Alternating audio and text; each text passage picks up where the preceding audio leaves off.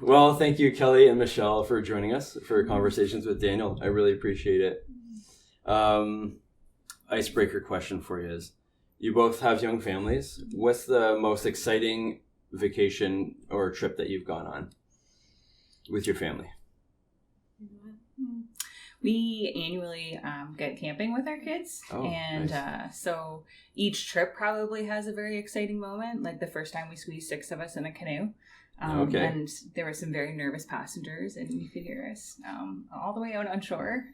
But yeah, that's probably the most of the traveling we've done has been camping as a family with our kids. Did you go far?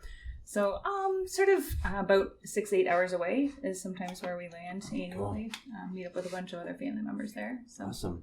Yeah. I grew up going camping in Algonquin almost every year. Yeah. Yeah, and we went for long periods. Yeah. Like one time is 28 days. Wow. We went, and it rained 21 of those 28 days. Oh no. So that was fun. Yeah. But it's always fun. Yeah. What about you? Well, my daughter was born just before everything shut down last year, so we haven't done like a family of 4 big trip yet. So prior to that, we were going every couple of years to the Outer Banks in North Carolina. Oh, cool. That was a lot of fun. I don't know what the Outer Banks are. So it's kind of like an island. You have to cross. I mean, it's part of North Carolina, but so if here's the coast, the Outer Banks run kind of all. Oh, cool. Down. Yeah, it's like a very thin strip of land. So it's off the mainland. Yeah. Oh, neat. Yep. So you have to take a bridge to get out. It's a lot of fun. That sounds awesome. So yeah, we rent this huge house, and all my in-laws are there, and we all just have lots of fun. One year we did get rained in. It rained almost the whole time, and there was like 4 feet of water in the driveway. So that's a lot. You could have definitely used that canoe. Yeah. in the driveway. Yeah. Crazy. So can you introduce yourselves and where we're at right now, and also what you do? Sure. So my name is Michelle Seeley. I'm one of the nurses who work here we're at the Melo Clinic and Pregnancy Center. We're at our Windsor location today. We have 2 offices, one in Windsor, one in Leamington.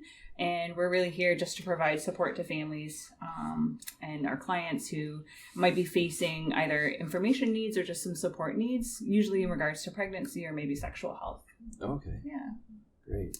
And I am Kelly Ottaway, and I I'm out at the Leamington site, and I primarily serve clients with mental health services as a registered psychotherapist. So I help that way, but also just office support and supporting Michelle, and she has clients come in and help out how I can. So. Oh, that's awesome. And I would imagine you keep fairly busy working at both locations. Yeah. Between the 2, they're fairly steady busy. The Leamington site, we've moved recently, and so we're a little bit quieter maybe right now in Leamington. Okay. We could certainly always see a few more people kind of idea. Yeah. It's one of those kind of places where it's good and bad. If you're busy, that means a lot of people need help kind of idea, which doesn't necessarily maybe reflect well on what's going on in a community. But it's good to know that you can help them and stuff like that too. So yeah. Now you're a registered nurse. Mm-hmm. And you're a mother of 4. Mm-hmm. Now, how do you feel that being a mother of 4 has impacted your work in what you do right now? Yeah. I've long had an interest in either pregnancy, kind of maternal nursing areas. And I think even though I started nursing before I became a mom, it's certainly, now that I am a mom, it's reinforced just the need to have a lot of community and support around you. With 4 different kids, even though you kind of go through some of the same stages, it's always a new game with every kid. And so just the value of having a safe place or a safe person that you can turn to, and no question is kind of too crazy or ridiculous to ask. And just to know that there's someone in your camp kind of encouraging you type idea. And so that's one of the things that I have a real heart for with our clients, is just being a safe place where they know they can ask questions and, anything goes, that we're rooting for them. That's awesome. So it's personalized it for you in what you do then, eh? A little bit even more. So that's cool. That's great. Now, Kelly, with your training in psychotherapy, and you said you trained in Michigan? Yeah, that's where I originally was licensed. What I'm wondering, because I try to read on grief, I read on leadership, I read on different things, and but I do know that sometimes actual experience differs from knowledge, right? And can you talk on that a little bit? I know, like, so you would have studied in school, but now working in the field, right? Even, I mean, I guess as a funeral director, that's the same thing, right? Yeah. We learn about grief, but then actually in the field. Now, how do those two differ in what you do? Yeah. So, I remember right when I graduated, I took the exam right away because it's all like the book knowledge, right? So I kind of wanted to get that out of the way, so that that was all fresh. And then moving into it in real life, before I came here, I was at a private practice, which I still do telehealth for. But just being faced with people like, okay, this is everything I trained for. This was my education. Now you're actually sitting right here in front of me, crying, about whatever it may be. And then, coming here, same thing. And I think that what makes the real difference, or what made it feel like, okay, this is different from just studying and reading, is seeing the difference that empathy can make when someone is, talking about whatever the struggle may be, or whatever horrible thing has happened to them, or even if it's just the stressors of life, like maybe it's not even something,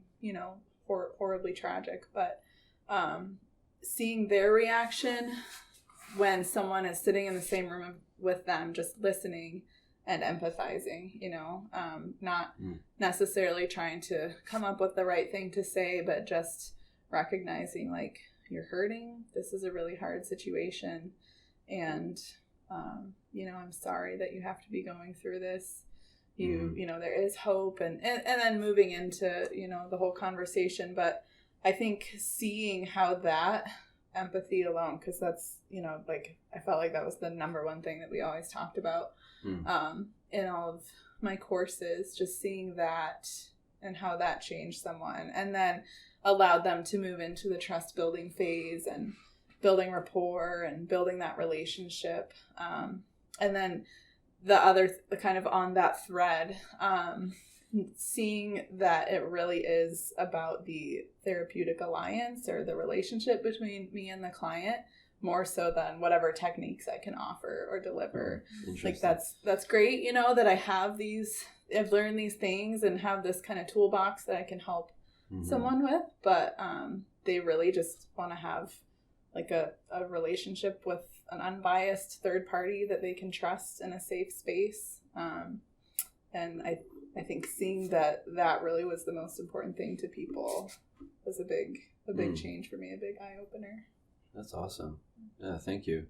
I never really thought of like the therapy part.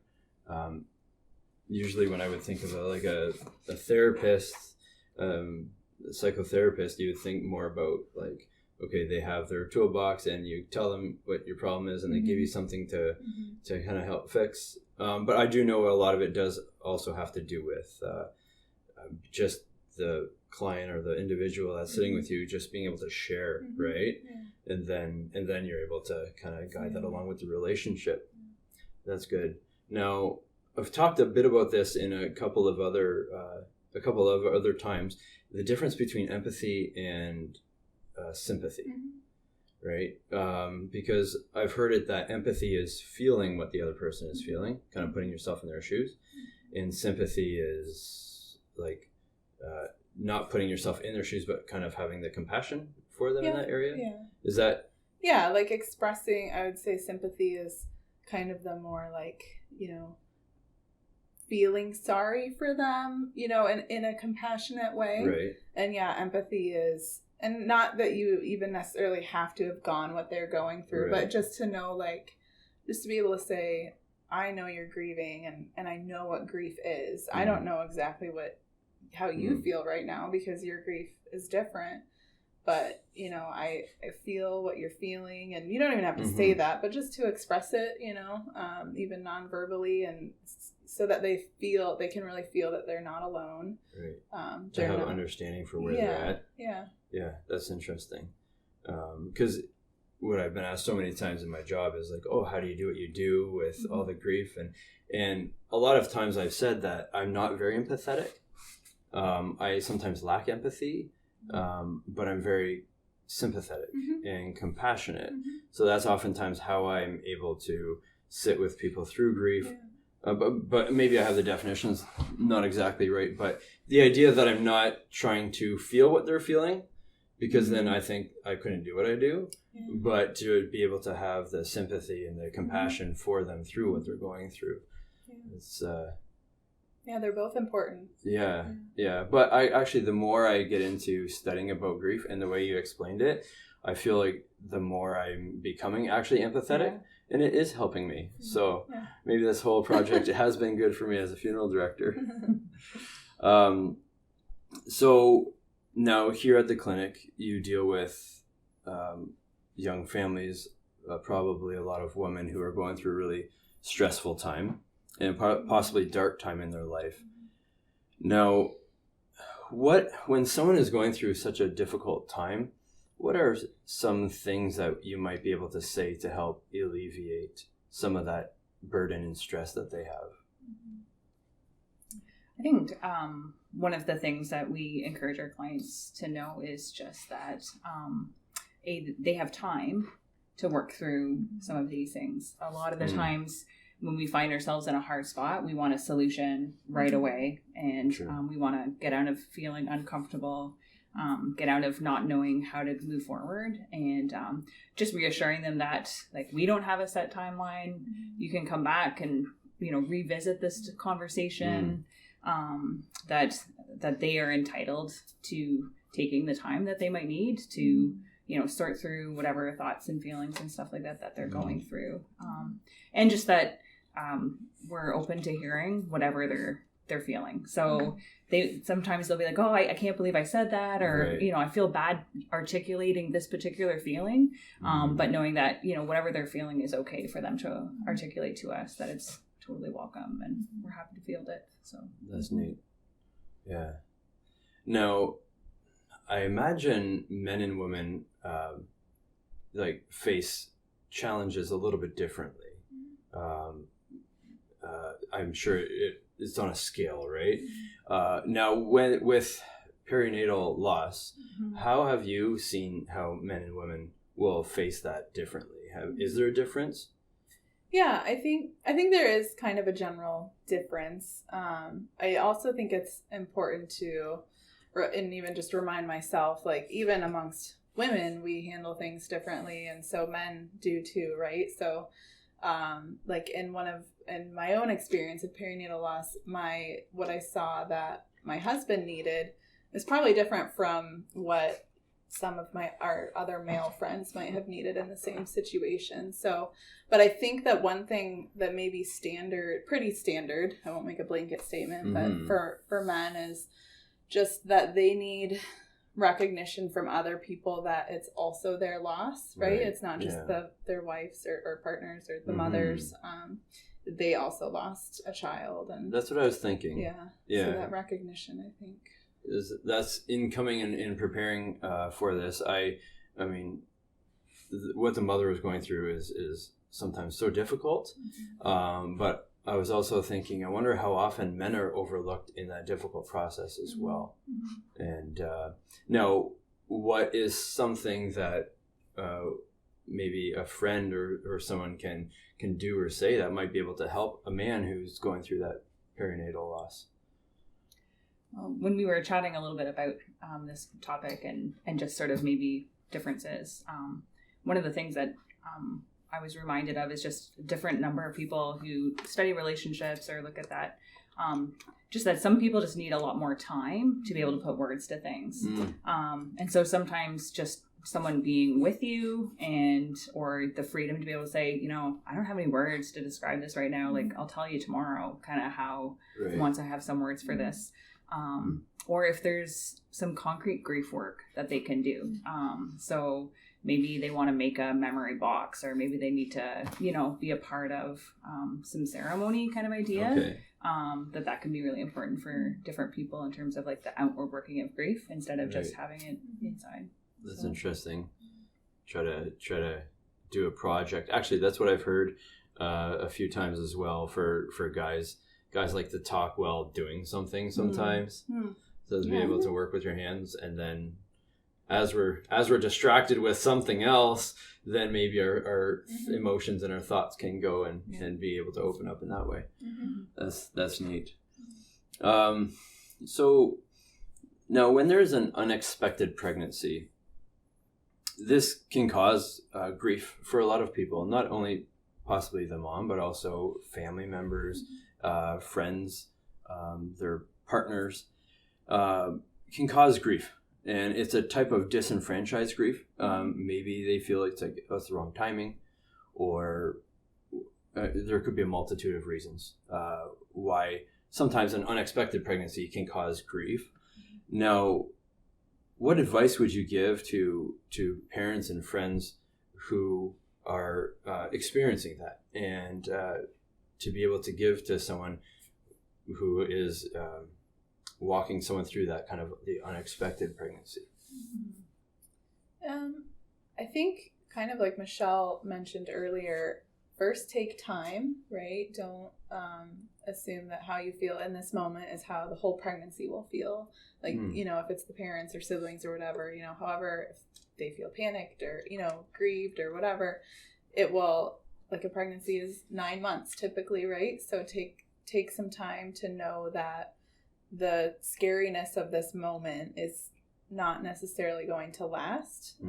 There's hope, there are resources, they're not alone, and the best kind of support they can give to the woman that's pregnant, whatever the relationship is to make sure her needs are met and she's, getting what she needs. But I think also to remember that it's just life altering, like it's not life ruining. But again, like empathizing with them and sympathizing and understanding that this is a hard situation. This was unexpected, and it's certainly going to throw some challenges. And it might take time to navigate them, but it's possible, right? That's good. So in terms of like disenfranchised grief, like just, I don't know how much of our audience, maybe uses that terminology, but just that understanding that like it's a grief that society doesn't maybe know what to do with, right? And so maybe even just for them to know that, we would be an example of a safe place where we're comfortable talking about that, because maybe you don't want to go and talk to your friend about it yet, or things like that, because you're just, again, it's one of those societies, should you feel bad about it or not, kind of that whole question. And so we can be a safe place to kind of address that, certainly, kind of idea. And I would just encourage people to, even though you may not have heard other people talk about that subject a lot, kind of idea, that it is one that we should be able to talk about for sure. Because like Kelly said, it may change a life trajectory kind of idea. And so that might be part of the feeling of loss. But it can certainly be, navigated well and recreated, and a new vision, developed. So yeah, because let's chat a little bit about disenfranchised grief, because it's a concept that I think we're hearing little murmurs of now that we never really talked about much before. In my experience, anyways, I never really heard it much before kind of studying about grief, but it kind of makes a lot of sense. And I think I might not have the proper definition of it, but it's a loss that might, like you said, might not be commonly recognized, or like the community maybe, they don't treat that loss the same as they might treat the death of a loved one. You don't find a card for it at the store. That kind of that's true. And it's like grief comes from like maybe having expectations that are all of a sudden all changed, right? You have something that you love, and whether it be an expectation to go to university and to get a certain degree, or to have children right when you first get married, or those are all certain expectations that we have this admiration for, we have this desire for, and then when something kind of gets in the way, or when we experience a loss that affects that, then that's when we experience this grief. And grief is a burden that's on us, and to be able to acknowledge the grief that isn't as obvious to society, but people struggle with on a day in and day out basis, a daily basis, right? Yeah. I mean, you brought it up in the subject of maybe like an unexpected pregnancy, but we would even see it in some of our perinatal loss clients, because some people would be like, well, you haven't met, baby yet, or you weren't pregnant that long. How could you be attached, kind of idea. But still understanding that like there's still a significant loss for this person. Yeah, that's true. So now, when walking a mother through the loss of a child, what is a feeling that she might have that we should be aware of? I know perinatal loss is a lot more common than we talk about. Is it 1 in every 3 women experiences? I think I heard that somewhere too.